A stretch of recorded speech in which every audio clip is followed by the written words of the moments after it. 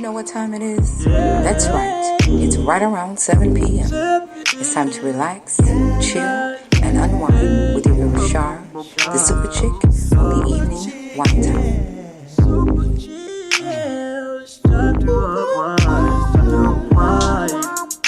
With your girl on the radio, just for you. And she's here to give you all you want on the radio show with Shar. She's got you.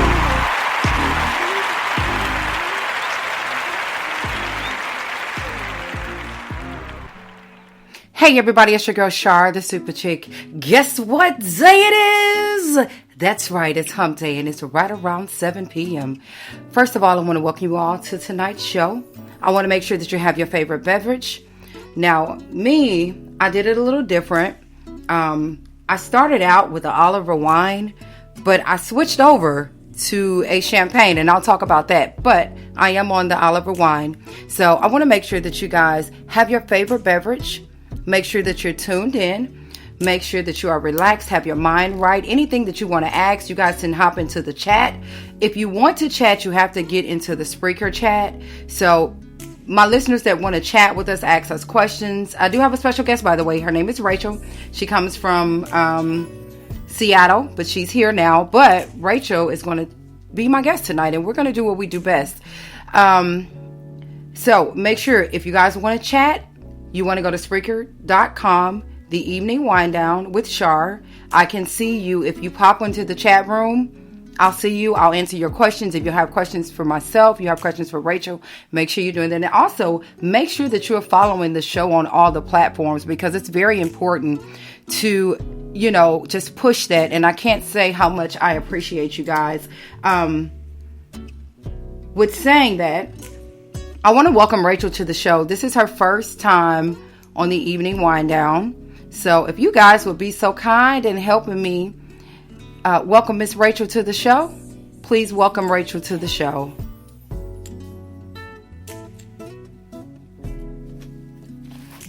Hey, Miss Rachel, how you doing tonight?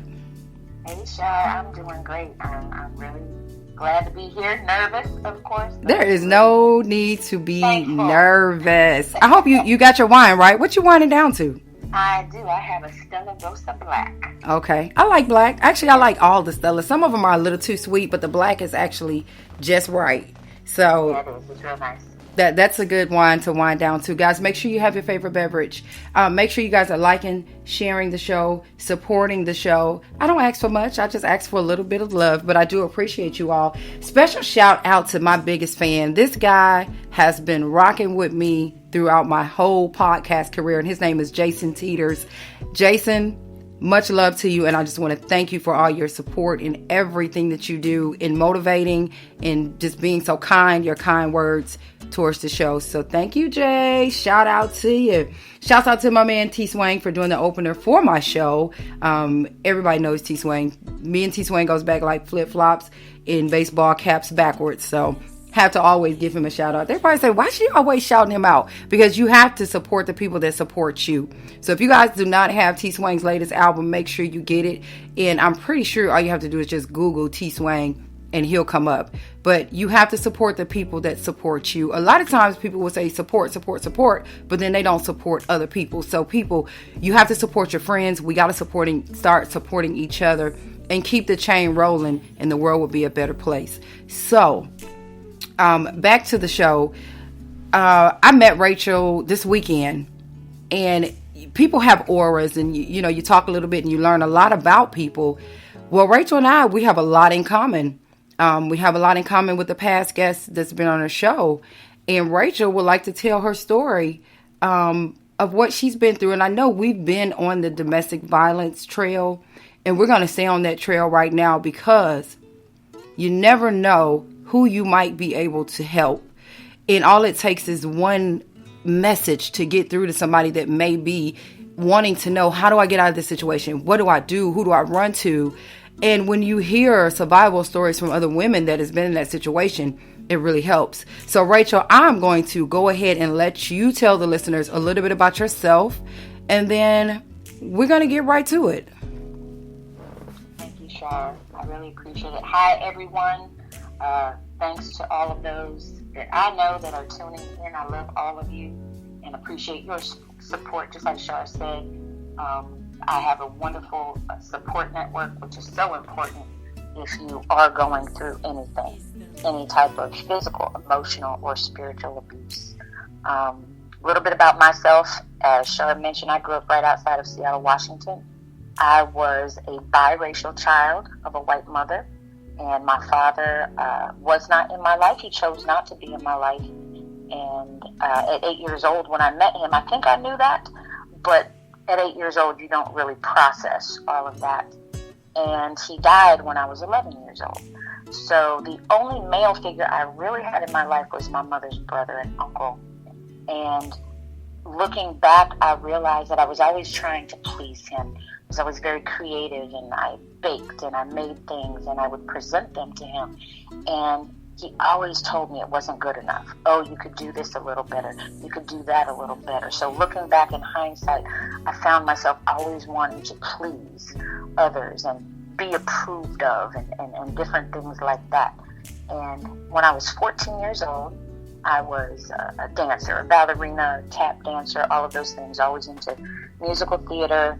And I loved going to the club, and we had a teen club. And the DJ at the teen club at the time was a 35-year-old man who got me drunk and raped me. For years, I could not say rape, didn't think of it as rape, like, oh, he took advantage of me. No, I was 14 years old. I was a little girl. I was a child. And my behavior began to change. Throughout my teen years, although I went to school and performed and did all of these things, I was going down this crazy spiral and wanted the attention of young boys, and I would be used by them. One guy invited me over, and I had a mad crush on him. He invited me into his mother's home, took me to the basement, did what he wanted to do, and then turned into something else and made me crawl out the window. And wow. So that sort of just led me on this journey of, now I can look back and say abuse and abuse and abuse and mistreatment, to where I got pregnant at 16. I did not know what to do, so I went to my grandmother and I had an abortion. That led to another one at 18, because that's what I thought I had to do back then. And then at 19, a miscarriage. The first time a man ever hit me was when I was 19 years old, for quote-unquote talking back to him. And I think when those things happen to you, you don't even know how to react in that moment. And I did get away from that person. And then around 2021, I met the father of my children, got pregnant very quickly, and we got married. And then we moved to Germany. And I left everything I knew behind, and I had a family, which was something I always wanted, something I always dreamed of. And the abuse with that did not start until probably my daughter was almost 2 years old. And she actually told me today that she remembers this. I did not pay the right dollar amount on some sort of bill. And he flew into a rage, and he choked me around the neck and lifted me off the ground. Well, I immediately ran and called the police. And then he ripped the phone cord out of the wall, and I ran down the hall trying to run away. And then he slapped me, and I flew across the room. But as we all know, when you call 911, even if you don't speak to them, they will show up. Mm-hmm. And they took him to jail. They took him to jail. He was in the military at the time, and I remember getting a call from him while he was in jail, because you still, whether we realize it or not, we don't realize that it's not a healthy love, but we're like, I love him. That's my husband. This is my family. What is going to happen to me now, right? And I was a military dependent at the time, but I had a job as well, and my own car and all of that. And I remember he called me from jail, and he said, it's all your fault. You got me in here with all these murderers and drug dealers. It was all my fault that he choked me, right? Mm-hmm, mm-hmm. But back then, I felt so lost. I didn't know what to do. And so I started calling around for resources and shelters. I didn't call any friends because I was ashamed. I was embarrassed. I didn't call my mother. you feel very alone and isolated, I think, in a lot of those situations. But I tried to escape. And so I took my 18-month-old daughter, who had a double ear infection at the time, to a women's shelter. And when I saw the women in there with broken bones and busted jaws and black eyes, I convinced myself that my situation wasn't that bad. So I went back, right? Mm-hmm. And I stayed married for 11 years. And I wouldn't have my son now if I wouldn't have stayed. So I look at God can work everything out for our good. At some point, obviously. And I know that we spoke before, Shar, about a plan of escape. Mm-hmm. God gave me a way out in that circumstance. He ended up going overseas for a year. So I was by myself with the kids and able to, I think, find some semblance of myself. And then I found out that he had met someone else. And see, look at that. At that point, you cheat on me, I'm out, right? Right. But you beat me, I stay. And you stay, right. And I think a lot of that comes from, you mentioned that, you were very young. You were raped at 14.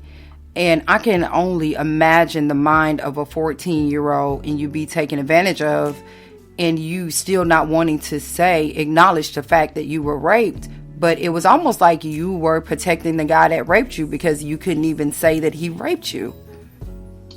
But you didn't know any better. At the mind of 14, what do you know about? But I thought I was grown at 14, too, in a lot of ways. I was always very, quote-unquote, independent. My mother worked all the time, so I was left alone a lot. I had to cook dinner for my mother at a very young age because she worked so many hours. So I was sort of put into that role of, like, adult sometimes, And I would be out in the streets. I was, like, fearless back then. I'd be all over the city, not getting into trouble, but probably getting around the wrong people and doing things like that. Right, but that doesn't give a person the right to take advantage of you because, at 14 you may have been feeling like it was 18, 19, but that does not give a person the right to take advantage of you. That's almost like, how when women are raped, the first thing they say is, maybe I shouldn't have had that on. Maybe I shouldn't have acted this way. Maybe I shouldn't have acted that way. But it does not give a person that right to take that from you. And at 14, you're still innocent. It doesn't matter how you dress, how you talk, whatever. You're still innocent on the inside. So that I couldn't even imagine it at 14, And then when I told you, I said our stories are so similar to me getting pregnant at 16. Except I kept my child. It was not an option of, having an abortion because my family didn't believe in abortions at that time. But I was embarrassed. And I believe that weighed a lot in on my decision. And I think when you and I talked earlier today, it was more so this is my child's father, XYZ, and that weighs a lot in. Okay, so you cheat. He cheated and you left him. But he beat you and you stayed. That was the straw that broke. That one I didn't tolerate, And God sent me across the ocean to Hawaii. Got a job over there. But in the midst of that, I still trusted him. Even through everything. And with him, it was only physical that one time, but then it was verbal and emotional. Shut the F up. Why didn't you do this? Nothing was good enough? You come in and inspect the home, and if it's not perfect, you get yelled at. And I went through beating myself up and on all kinds of antidepressants, and they treated me for like schizophrenia. They put me on lithium and all of these things, and I always thought I was going crazy and that something was wrong with me through the entire marriage, and fast forward to when I was going to leave and go do this job in Hawaii, and he came and was so nice to me, and he said, look, I'm going to take the kids for this first year so that you can get on your feet. And then the next day I called and a woman answered the phone. Wow. Who is now my children's stepmother, and we're great with my kids, everything.